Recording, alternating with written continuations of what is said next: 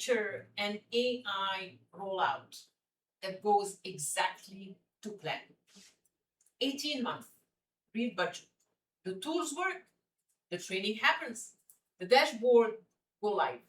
And a year later, almost nothing has changed about how decisions actually get made. Everyone blames the technology. In my opinion, they are looking at the wrong thing. Welcome to the AI Cafe Conversation Podcast. I'm Sahar Andrade, and this is where the neuroscience of pressure meets the future of leadership with an AI twist. Before we start, the same line I say every week. Everything I share comes from my experience and my opinion as a coach. It's not a diagnosis and it's not a fact about you. You decide what fits. Today's question is one I hear in some form almost every week, in different words from different rooms. Why does AI adoption fail in companies with exhausted leaders? Not companies with bad technology, not companies with thin budgets, not companies that were slow to start. Companies with good tools, real money, smart people, a serious plan, and a leadership team that has been running at full output for 3 years straight. I'm going to make a case today. For the first few minutes, it will sound like a soft argument. Stay with me. The mechanism underneath, it's not soft at all. It's one of the most established findings in the study of pressure and human thinking, and almost nobody puts it on the AI strategy slide. And I want to say why this matters to me specifically. I spent years in medicine before I did this work. What I carried out of that training was not a set of diagnoses, it was a habit. When something keeps failing in the same shape across very different environments, stop blaming the environment. Go look at the mechanism that all of them share. Right now, AI adoption is failing in the same shape across very different companies. So let's go look at the mechanism they share. Let's talk about the crisis. Let me start with where we actually are, because the numbers are stranger than the headlines suggest. Deloitte's 2026 Global Human Capital Trends report surveyed more than 9,000 business and human resource leaders across 89 countries. 60% of executives said they are already using AI in decision making.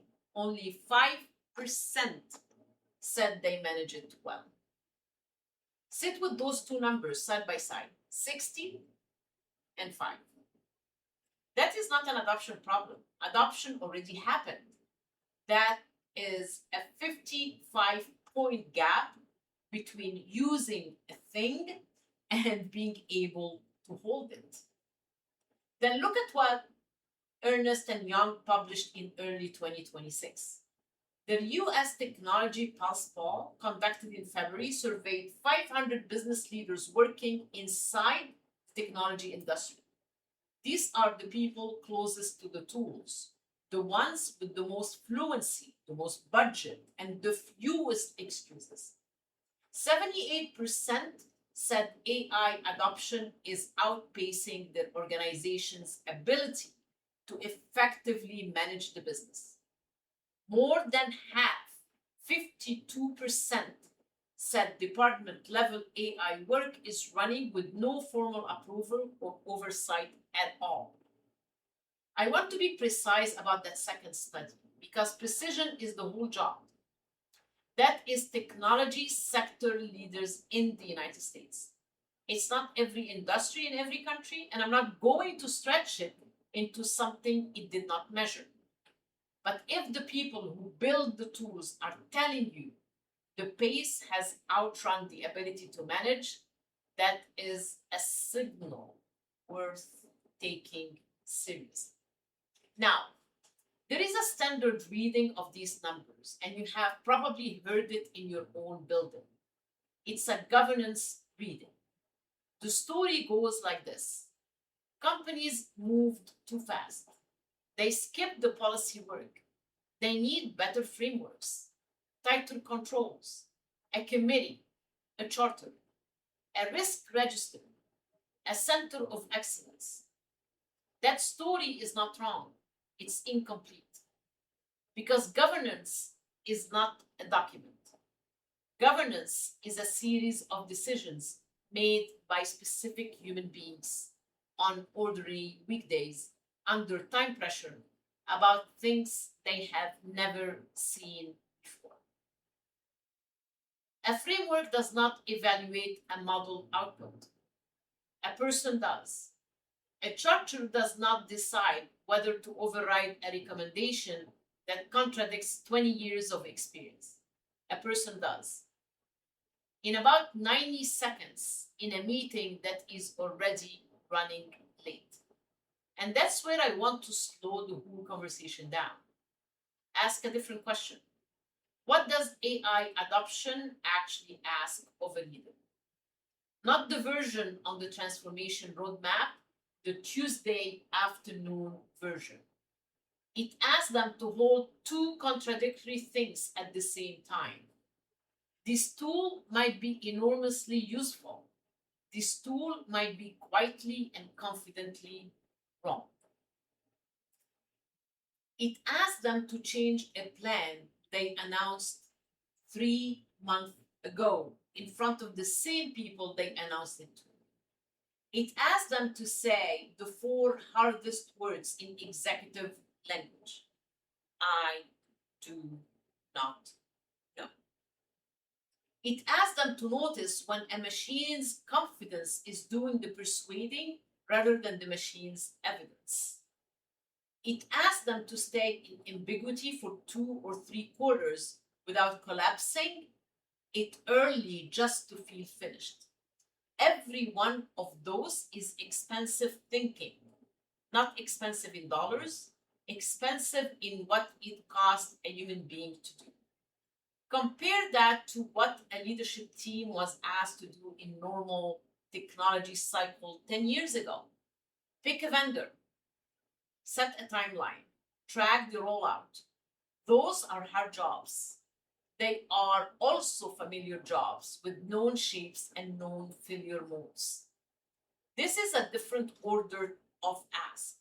It's not harder in the way a bigger project is harder. It's harder in a different currency. The old ask spent time and political capital. The one spends attention, tolerance for not knowing, and the willingness to be publicly wrong in front of people who report to you. Most executive teams have systems for managing the first currency. Almost none have systems for managing the second. And here is the part that almost never makes the slide. The capacities it requires are precisely the capacity that get quiet first when a leadership team has been carrying sustained load.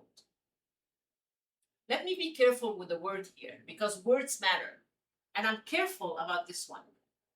When I say exhausted, I'm not naming a condition in any person. I'm describing a load state that leaders describe to me constantly in their own language, running on fumes or running on empty. A full calendar with no thinking time anywhere in it. Making calls at 7 at night that should have been made at 9 in the morning. That is strain. It is a description of load, not a verdict about a person. And in my experience, strain does something very specific to exactly the kind of thinking that AI adoption demands. So what's the cost of that? Here is what actually happens under that kind of load. Researchers who study stress and prefrontal function have described the same pattern for more than 20 years.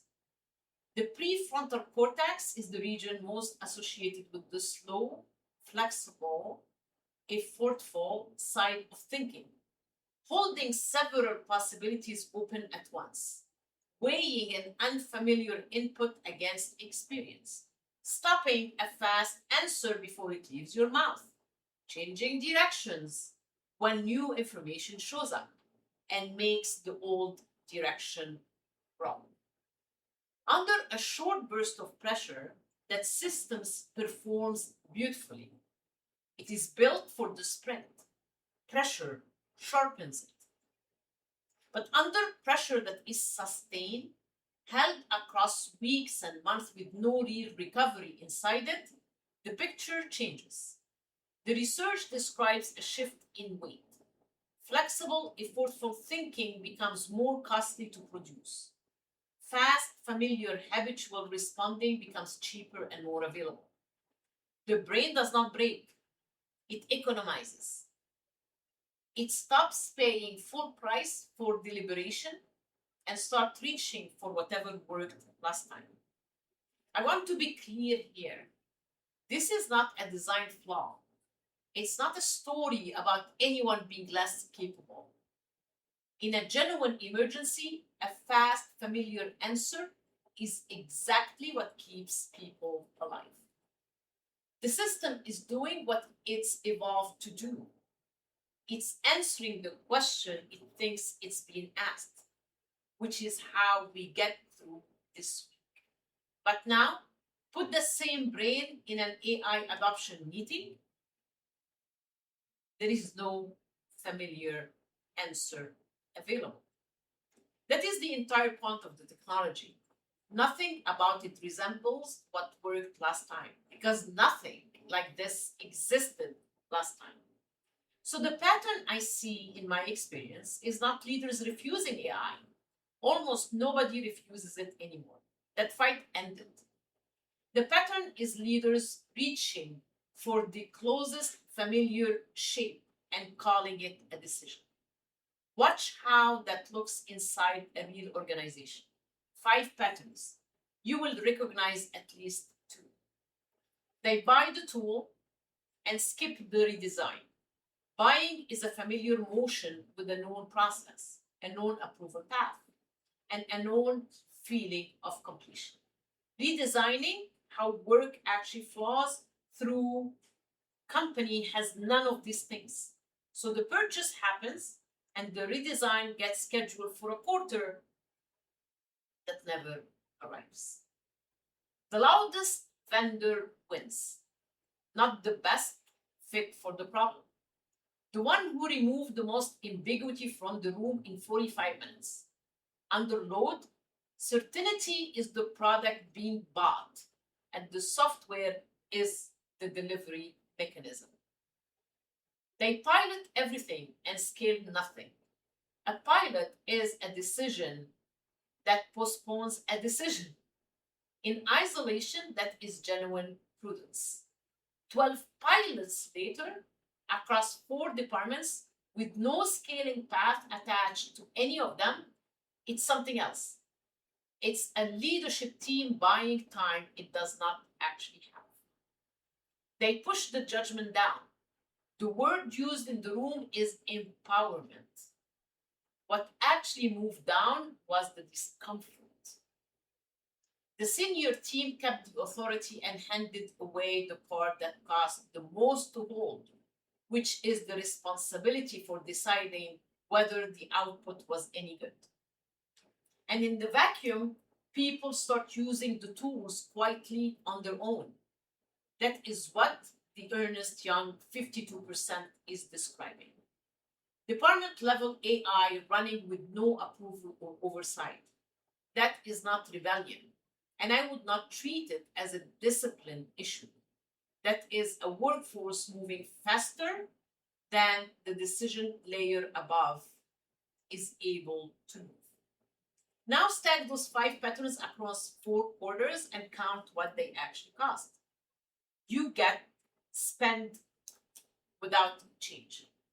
An organization that has bought AI and has not become an AI organization in any way that shows up in a number anyone would defend to a board. You get the 5% from the Deloitte data, and now you know why it's 5 and not 50. You get a widening gap between what the workforce is already doing and what the leadership layer has approved, which is the gap every real risk lives. Not because people are careless, but because oversight requires a decision, and decisions require capacity. And you get something much harder to put on a dashboard. You get a senior team that quietly stops believing its own transformation story. That belief is not a soft asset. It's the thing that makes everyone 3 levels down pick up the extra work. When it goes, nothing announces it. The initiative just gets slower, the updates get vaguer, and nobody can say exactly when it started. I want to name the misreading here because this is where the conversation usually goes sideways. This is not a capability problem, it's a load problem. And in my experience, the teams that end up in this exact position are usually the ones who absorb the most for the longest time with the least noise about it. They carry the reorganization, the hiring freeze, the customer escalations, and the last 3 technology cycles. The load is evidence that they were willing to hold. It is also the reason the next thing does not land.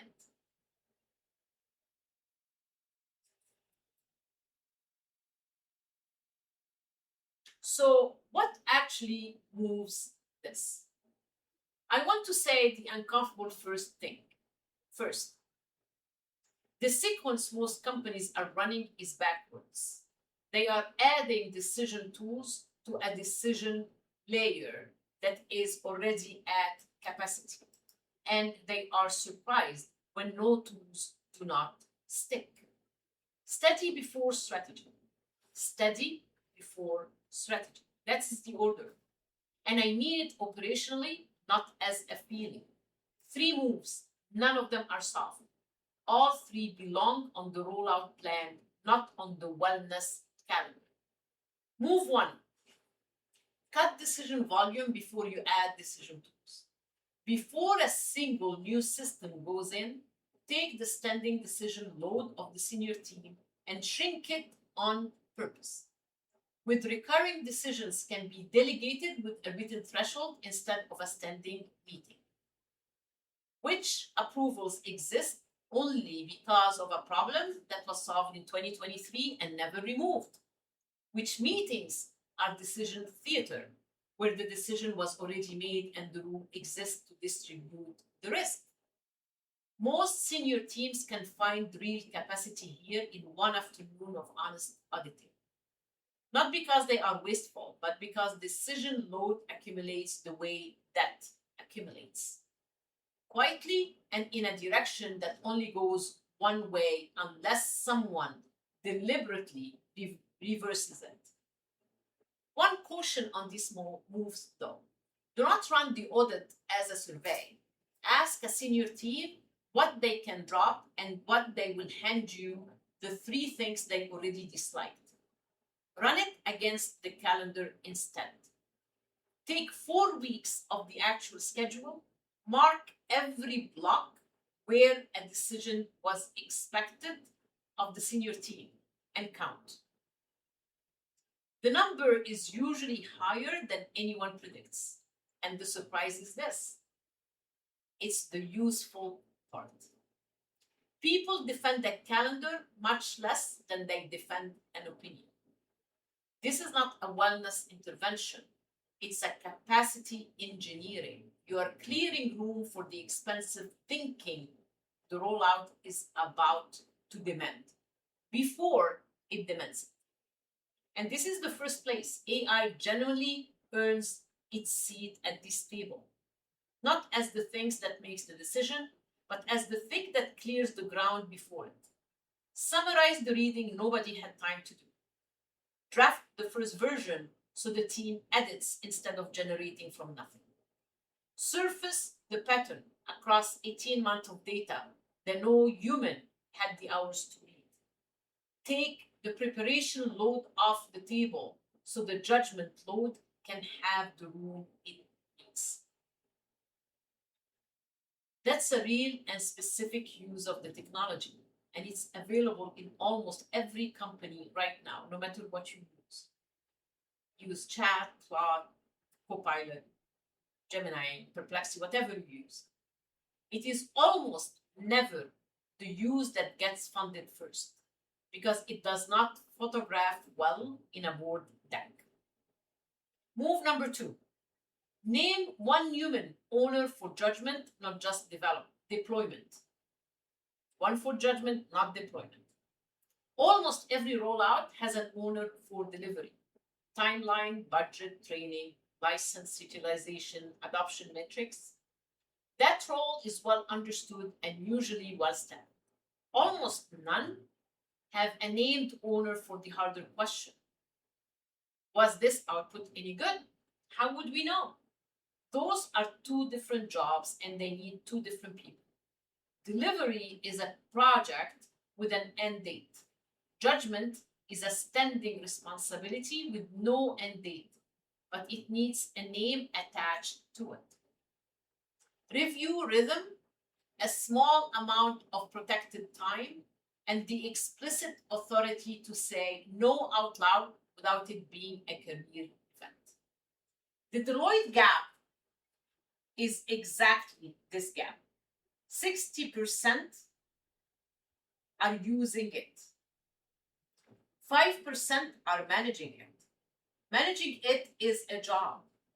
In most companies, nobody has been given that job and everyone assumes someone else has it. Move number 3. Put recovery on the rollout calendar as a line item, not as a benefit, not as a wellness week in October, as a scheduling constraint on the transformation plan itself, written by the same people who wrote the milestones.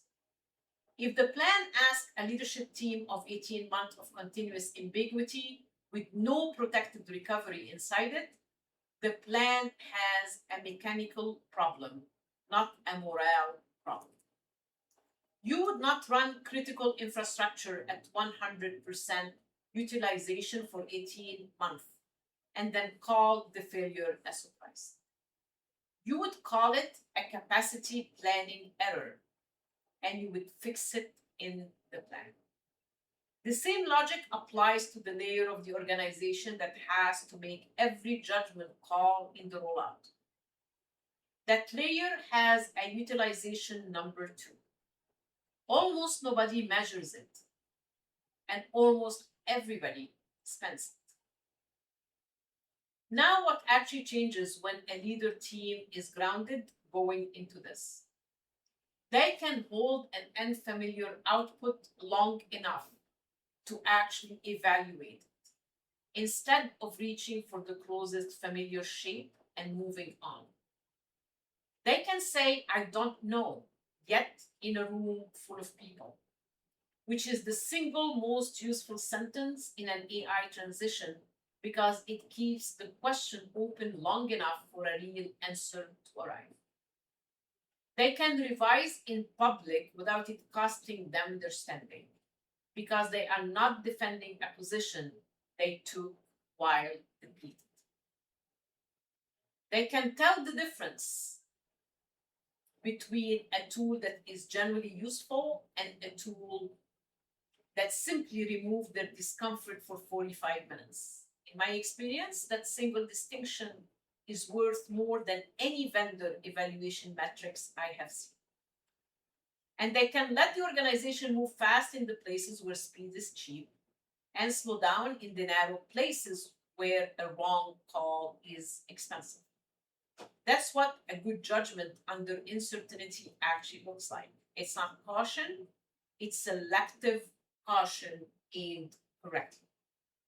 This is the territory my brain framework works, and it's why I teach steadiness as an operating requirement rather than a personal value. Now, I can hear some of you very clearly right now say, This is an engineering and governance problem, not a feelings problem. We need better controls, cleaner accountability, and a real risk framework. We do not need calmer executives. And here is my answer, and it's not a reassurance. You're right that you need controls. My argument is that you will not get them. Controls are not a document you install. Controls are a series of hard judgment calls made by a tired person or leader or people about unfamiliar systems on ordinary Tuesdays. The charter does not make the call. A person does. And the research on sustained pressure and prefrontal function says that the exact capacity a control decision requires, holding ambiguity, weighing an unfamiliar input, stopping a fast answer before it leaves your mouth, is the capacity that becomes most expensive to produce under long load. So the governance work and the capacity work are not two projects competing for the same budget and the same attention. One is the precondition for the other.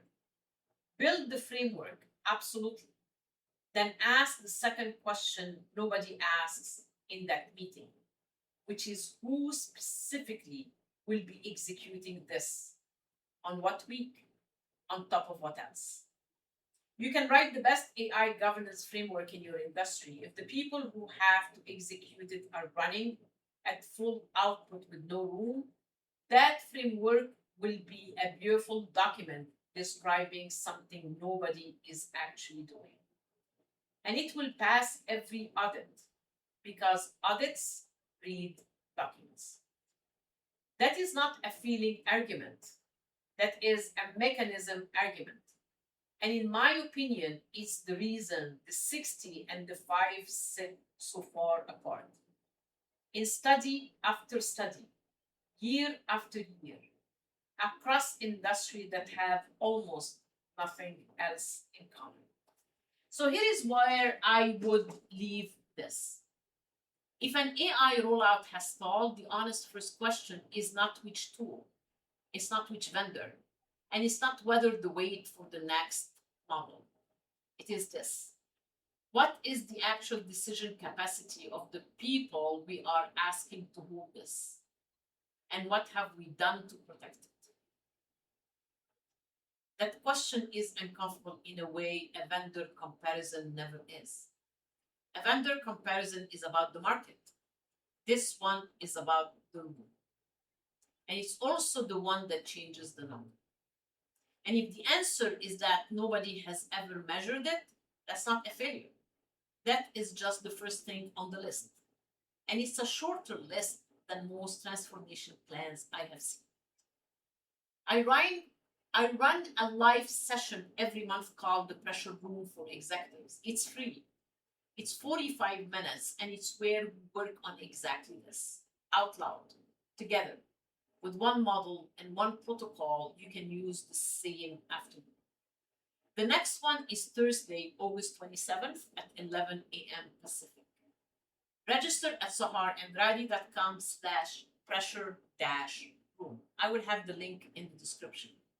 That is the only link you need for this episode, and it's in the show notes. Thank you for spending this time with me. Leadership does not fail.